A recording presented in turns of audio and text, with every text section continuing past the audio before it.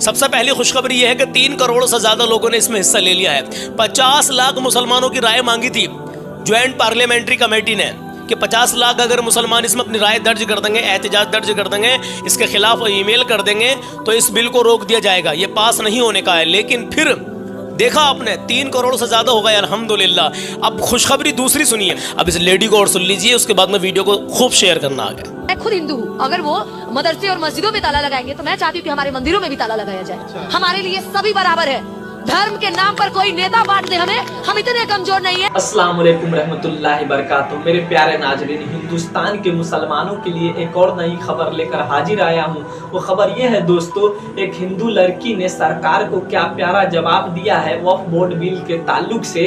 आज आइए इस वीडियो में सुनेंगे इंशाअल्लाह, और साथ में सलमान भाई का कुछ अहम बातें वक्फ बोर्ड बिल के ताल्लुक से सुनेंगे इंशाअल्लाह, और साथ में सलमान भाई का वो प्यारा कलाम भी सुनेंगे 12 रबीउल के ताल्लुक से। तो आपसे गुजारिश है दोस्तों, इस वीडियो को एंड तक देखें और मुकम्मल जानकारी लेकर जाए। अब आप सबका टाइम न लेते हुए इस वीडियो को शुरू करते हैं दोस्तों।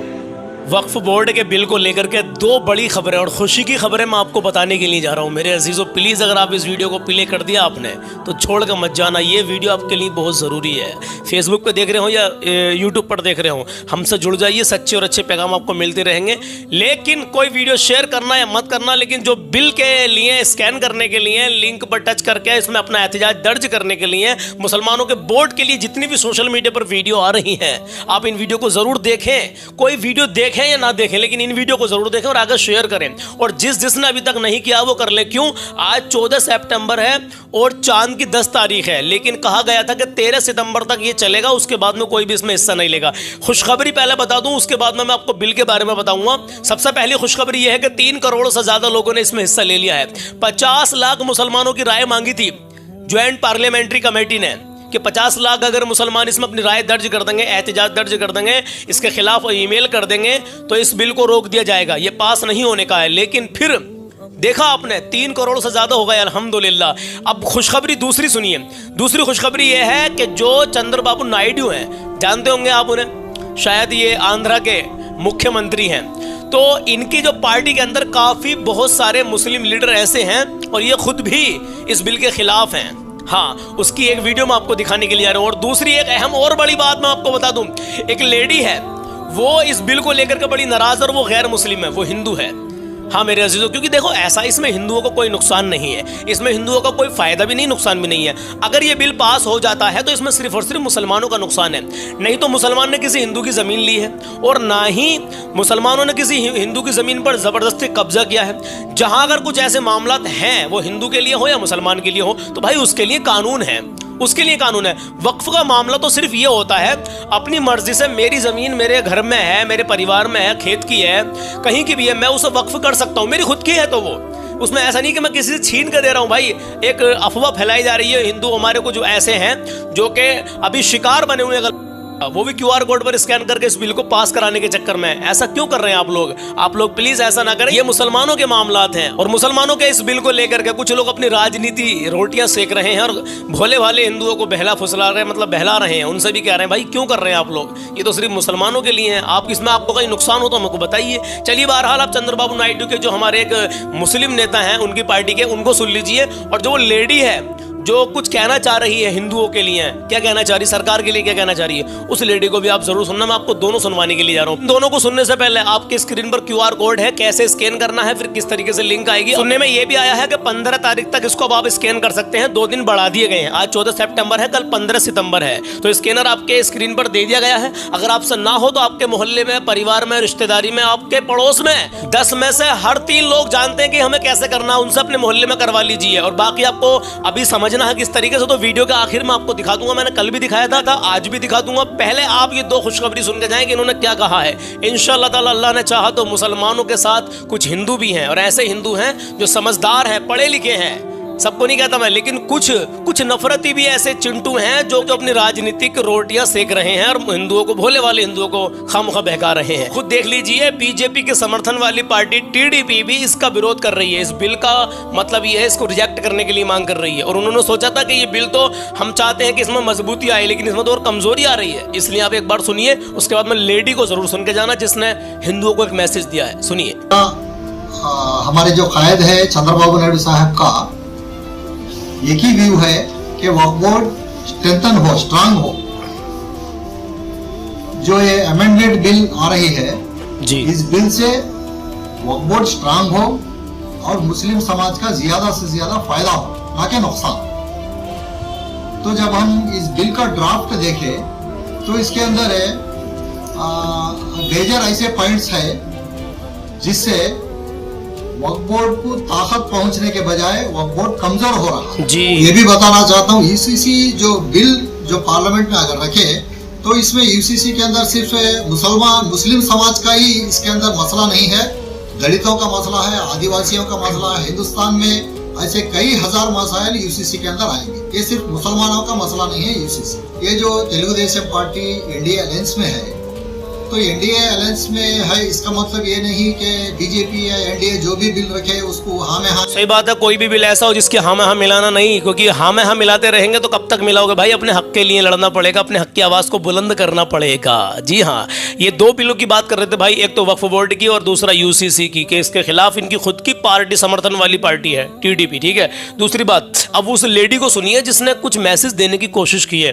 देखिए, जो पढ़े लिखे समझदार लोग हैं वो समझ रहे हैं कि यार ये मुसलमानों का मामला, हमको इससे क्या लेना देना।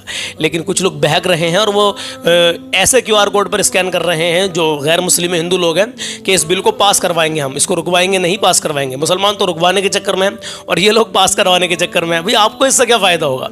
और ऐसा नहीं है, ये जो वक्फ बोर्ड का मामला है कहीं ना कहीं इसमें आगे चलकर गैर मुस्लिमों को भी नुकसान हो सकता है। आपको ये वीडियो शायद लंबी लग रही होगी, वीडियो लंबी नहीं है, आगे हम इसमें सिर्फ कलाम पढ़ते हैं। अभी तो सिर्फ हम आपको अपडेट दे रहे हैं, 5-7 मिनट की अपडेट रहती है, बाकी तो पूरा कलाम ही इंशाल्लाह इसमें आगे को पढ़ेंगे। और आज का जो कलाम है ना, अगर आपने सुन लिया तो ईमान वाकई ताज़ा हो जाएगा। अब इस लेडी को और सुन लीजिए, उसके बाद में वीडियो को खूब शेयर करना आगे। मैं खुद हिंदू हूँ, अगर वो मदरसे और मस्जिदों में ताला लगाएंगे तो मैं चाहती हूँ कि हमारे मंदिरों में भी ताला लगाया जाए। हमारे लिए सभी बराबर है।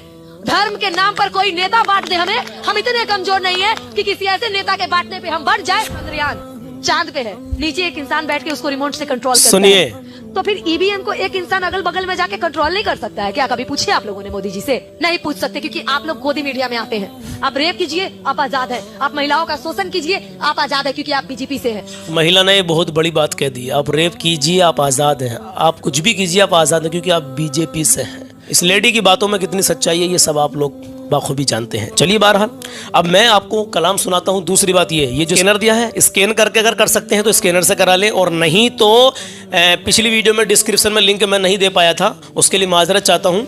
तो मैं आज डिस्क्रिप्शन में लिंक दे रहा हूँ। 2 दिन का टाइम अभी और है, यानी आज का और कल का, यानी 15 तारीख तक का इसका मामला आगे बढ़ा दिया गया है।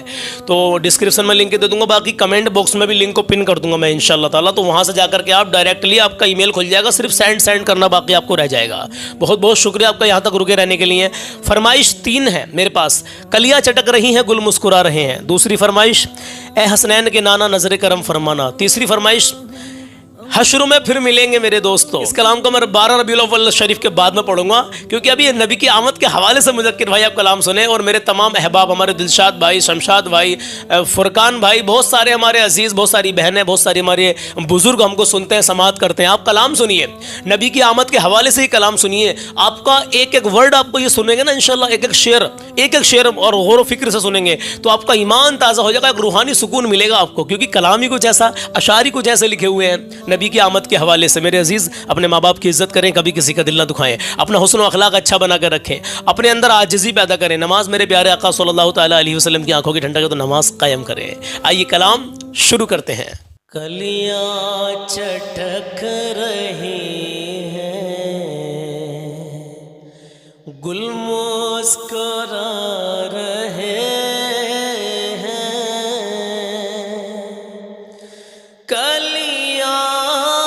चटक रही हैं, गुल मुस्कुरा रहे हैं, कलियां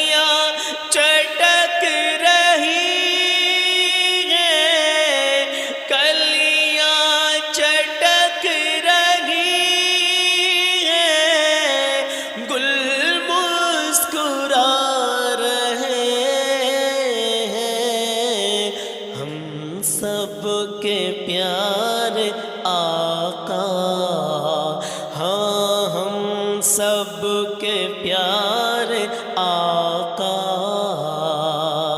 तशरीफ ला रहे हैं, हम सब के प्यारे आका तशरीफ ला रहे हैं।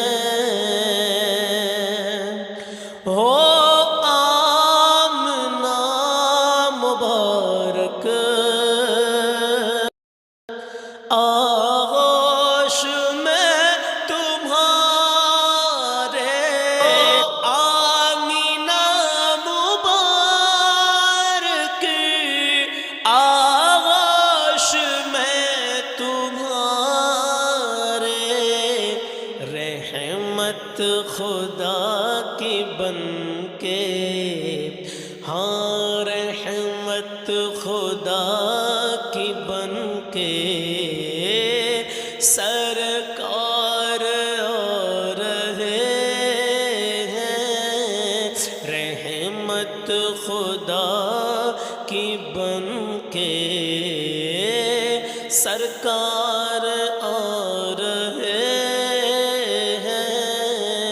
कलियां चटक रही हैं, गुल मुस्कुरा रहे हैं, शैतान के अलावा खुश हैं सभी फरिश्ते, शैतान के अलावा खुश हैं सभी फरिश्ते। सल्ले अला के नग़्मे, हाँ सल्ले अला के नग़्मे उशाक गा रहे हैं, सल्ले अला के नग़्मे उशाक गा रहे हैं। कलियां चटक रही हैं, गुल मुस्कुरा रहे हैं, हम सब के प्यारे आका तशरीफ ला रहे हैं।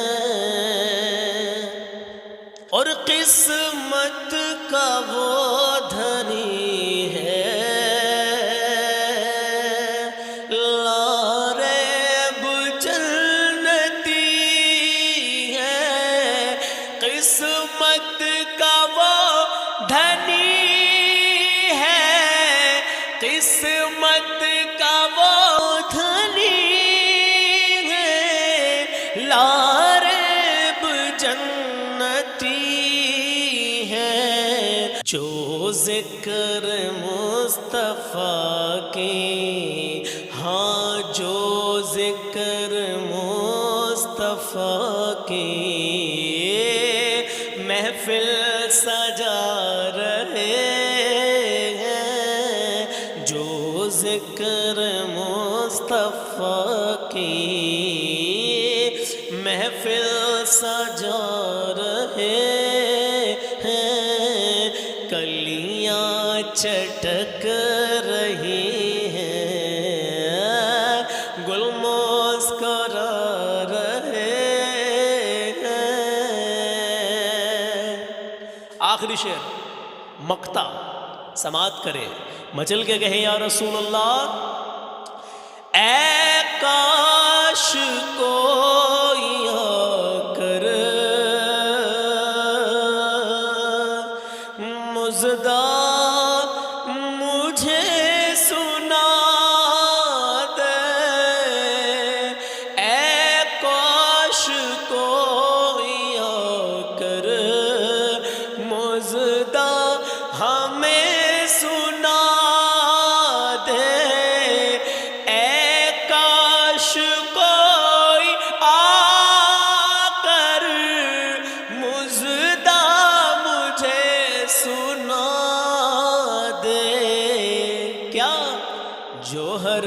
चलो मदीना, हाँ सलमान चलो मदीना, जोहर चलो मदीना, आका बुला रहे हैं, जोहर चलो मदीना, आका बुला रहे हैं, कलियां चटक रही हैं, गुल मुस्कुरा रहे हैं, कलियां चटक रही हैं, गुल मुस्कुरा रहे हैं, हम सब के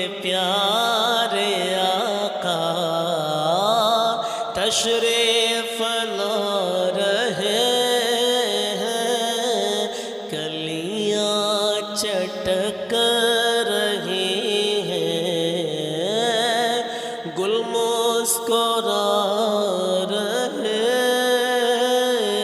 हैं। तो मेरे अजीज़ों, जैसा भी कलाम ये लगा हो, दुआओं से नवाजें, अल्लाह अपनी बारगाह में कबूल कर ले। बहुत बहुत शुक्रिया कि आप यहाँ तक रुके रहें, यहाँ तक बने रहे। अल्लाह आपको इसकी बेहतरीन जज़ा दे, क्योंकि आपने नाते नबी सल्लल्लाहु ताला अलैहि वसल्लम को सुना है। एक कमेंट मैंने ऐसी भी पढ़ी थी कि वो ये कह रहा था कमेंट में, पता नहीं कौन था भाई, अल्लाह बेहतर जाने उसके क्या मामलात हैं, कि कलाम से कुछ फ़ायदा नहीं होता।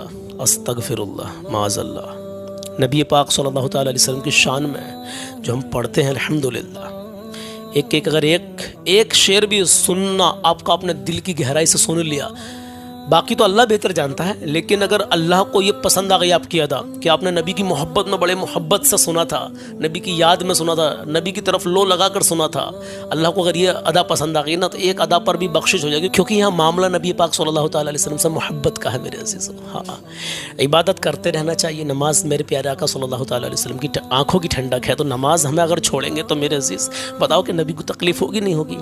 तो नमाज मत छोड़ना, बिल्कुल मत छोड़ना। जिस वक्त की नमाज मिल रही है, नमाज टाइम पर पढ़ते रहो मेरे अज़ीज़। घर में हो घर में पढ़ो, बाहर हो बाहर पढ़ो, जहाँ मौका मिले वहाँ नमाज अदा करो मेरे अज़ीज़। नमाज अदा करो, नमाज कायम करो, अपने माँ बाप की इज़्ज़त करो। पूरी ज़िंदगी भी नमाज पढ़ते रहो, अगर माँ बाप नाराज़ हैं तो भी कोई फ़ायदा नहीं है। तो प्लीज़ पहले माँ बाप को राज़ी रखो और फिर इबादत करते रहो, लगातार करते रहो। इबादत करते रहोगे, माँ बाप नाराज़ है, फिर एक बार कह रहा हूँ, तो कोई फ़ायदा हासिल नहीं होगा, क्योंकि तुम्हारे माँ बाप तुम्हारे लिए जन्नत भी हैं और दोज़ख भी हैं। अब इनके ज़रिए से जन्नत ले लो या इनके ज़रिए से दोज़ख ले लो, वो आपके हाथ में है। चलिए, बात लंबी हो जाएगी। इंशाल्लाह मिलता हूँ कल सुबह 10 बजे। स्कैन कर लो और लिंक डिस्क्रिप्शन में दी है और कमेंट में भी पिन कर दिया अल्हम्दुलिल्लाह, बिल्कुल तुरंत अभी इंशाल्लाह अज़्ज़ व जल। चलिए मिलते हैं कल सुबह 10 बजे। अपना ख्याल रखिएगा।